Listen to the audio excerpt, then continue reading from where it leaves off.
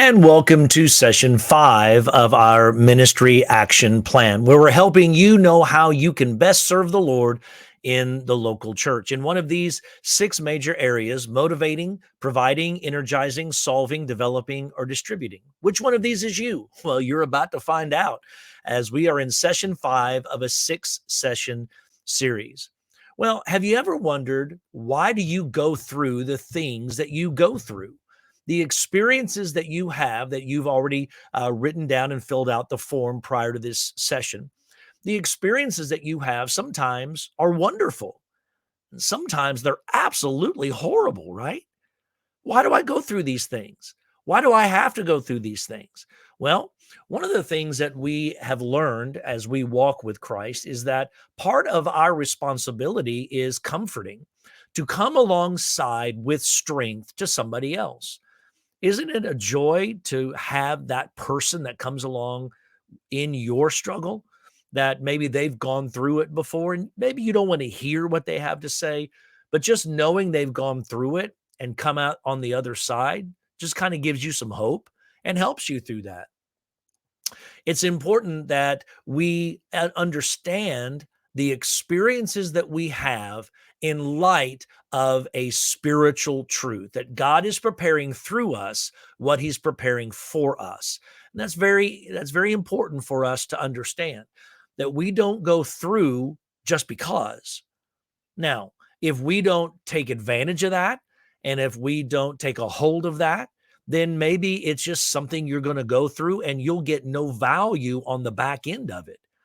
However, as a follower of Christ, everything that you go through, all the experiences of your life can be used for the glory of God and for the growth of his kingdom, because God is preparing through you what he's also preparing for you. Now, what does that mean? Well, he's allowing you to go through some experiences. Why?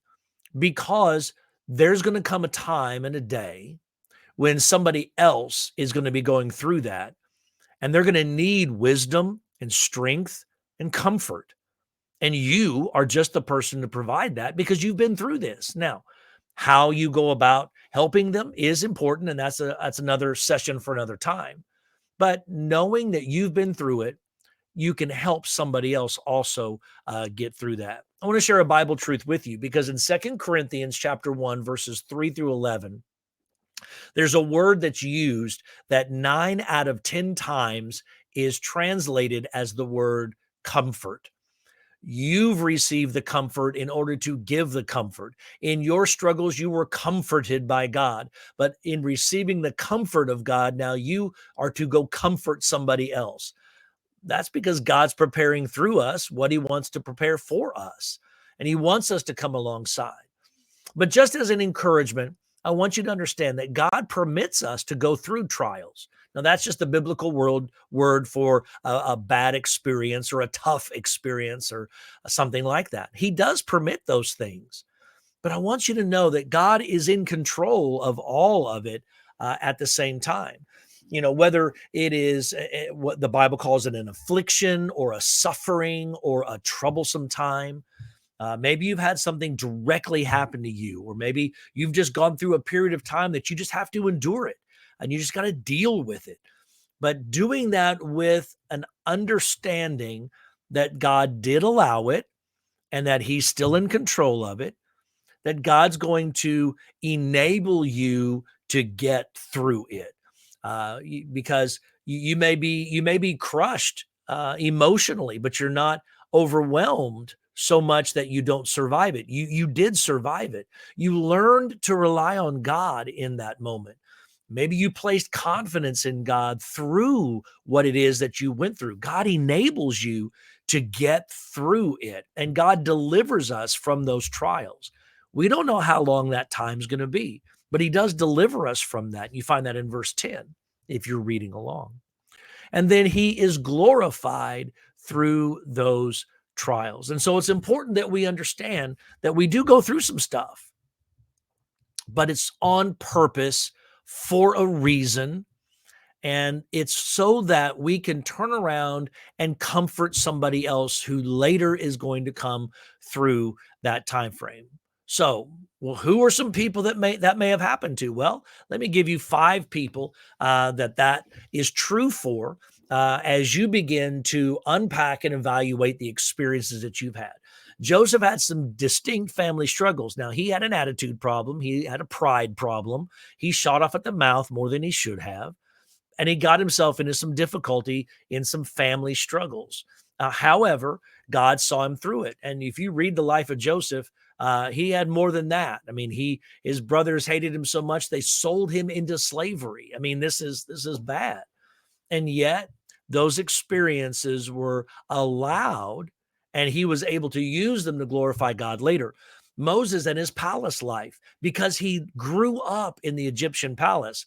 When God called him to come back, when it came time for the let my people go moment, and Pharaoh wouldn't, he knew Pharaoh.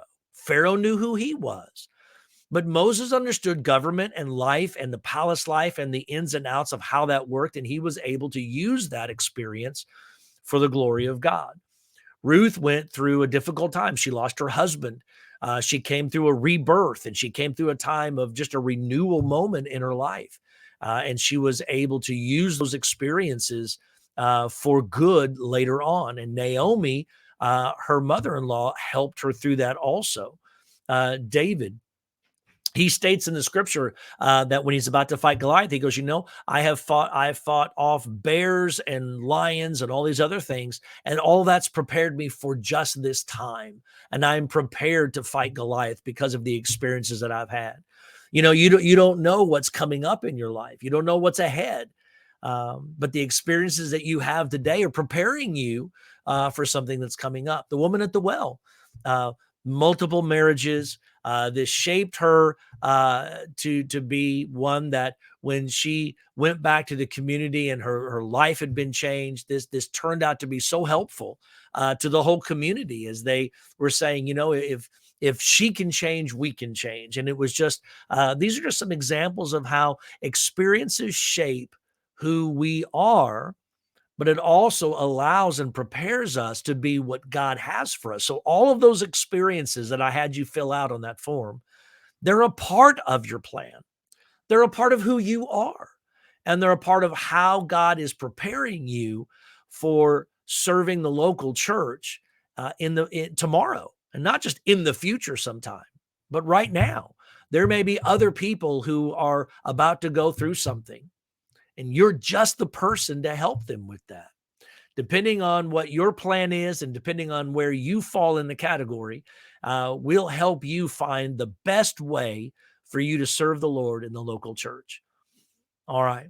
Well, your homework is to pray for a willing heart and a dedication to serve. And I'll see you in session 6.